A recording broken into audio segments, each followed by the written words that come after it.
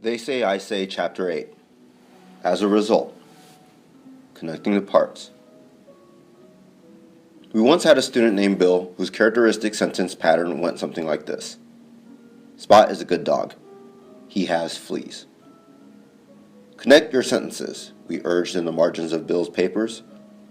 What does Spot being good have to do with his fleas? These two statements seem unrelated. Can you connect them in some logical way? When comments like these yielded no results, we tried inking and suggested connections for him. Spot is a good dog, but he has fleas. Spot is a good dog, even though he has fleas. But our message failed to get across, and Bill's disconnected sentence pattern persisted to the end of the semester. And yet Bill did focus well on his subjects. When he mentioned Spot the dog or Plato or any other topic in one sentence, we could count on Spot or Plato being the topic of the following sentence as well. This was not the case with some of Bill's classmates, who sometimes changed topic from sentence to sentence or even from clause to clause within a single sentence. But because Bill neglected to mark his connections, his writing was as frustrating to read as theirs. In all these cases, we had to struggle to figure out on our own how the sentences and paragraphs connected or failed to connect with one another. What makes such writers so hard to read, in other words, is that they never gesture back to what they have just said or forward to what they plan to say. Never look back might be their motto, almost as if they see writing as a process of thinking of something to say about a topic and writing it down, then thinking of something else to say about the topic and writing that down too, and on until they've filled the assigned number of pages and can hand the paper in. Each sentence basically starts a new thought, rather than growing out of or extending the thought of the previous sentence. When Bill talked about his writing habits, he acknowledged that he never went back and read what he had written. Indeed, he told us that other than using his computer software to check for spelling errors and make sure that his tenses were all aligned, he never actually reread what he wrote before turning it in. As Bill seemed to picture it, writing was something one did while sitting at a computer, whereas reading was a separate activity generally reserved for an easy chair, book in hand.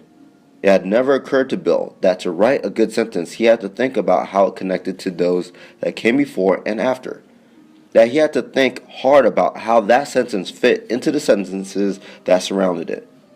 Each sentence for Bill existed in a sort of tunnel isolated from every other sentence on the page. He never bothered to fit all the parts of his essay together because he apparently thought of writing as a matter of piling up information or observations rather than building a sustained argument.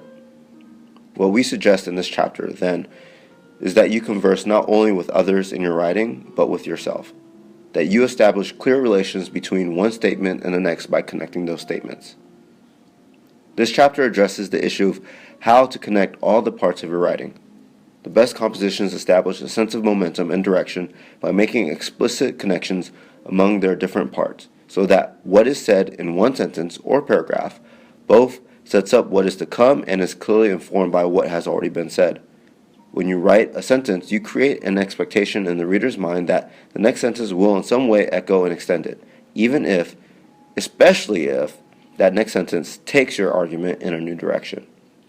It may help to think of each sentence you write as having arms that reach backward and forward, as the figure below suggests. When your sentences reach outward like this, they establish connections that help your writing flow smoothly in a way readers appreciate. Conversely, when writing lacks such connections and moves in, fits, and starts, readers repeatedly have to go back over the sentences and guess at the connections on their own. To prevent such disconnection and make your writing flow, we advise following a do-it-yourself principle, which means that it is your job as a writer to do the hard work of making the connections rather than, as Bill did, leaving this work to your readers. This chapter offers several strategies you can use to put this principle into action. 1. Using transition terms like therefore and as a result. 2. Adding pointing words like this or such. 3. Developing a set of key terms and phrases for each text you write. And 4. Repeating yourself, but with a difference. a move that involves repeating what you've said, but with enough variation to avoid being redundant. All these moves require that you always look back and, in crafting any one sentence, think hard about those that precede it. Notice how we ourselves have used such connecting devices thus far in this chapter. The second paragraph of this chapter, for example, opens with the transitional "and yet," signaling a change in direction, while the opening sentence of the third includes the phrase "in other words," telling you to expect a restatement of a point we've just made.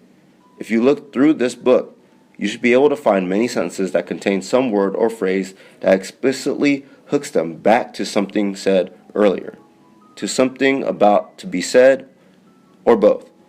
And many sentences in this chapter repeat key terms related to the idea of connection. Connect, disconnect, link, relate, forward, and backward.